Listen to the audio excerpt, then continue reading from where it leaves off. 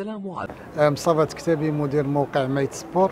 بالنسبه للمقابله ديال اليوم بدون جمهور، اذا راه معروفه بان الجمهور هو العسل ديال المقابلات. اما بالنسبه للفريق اللي غيواجهه فريق الرجاء الرياضي، هو فريق مغمور ما عندوش شي اسم كبير، وتنظن ان غيكون المقابل في متناول الرجاء. اللهم الا كانت شي مفاجاه. تنعرفوا بان الفرق الافريقيه راه ما بقاش فريق ضعيف وفريق قوي، ولا المستوى تقريبا تيتقارن ما بين جميع المنتخبات الافريقيه.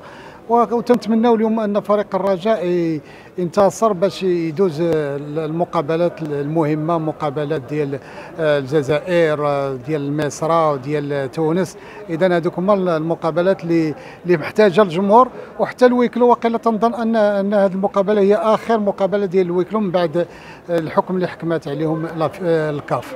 بالنسبه للانتدابات، انتدابات ديال فريق الرجاء هذا الشيء اللي كاين في السوق.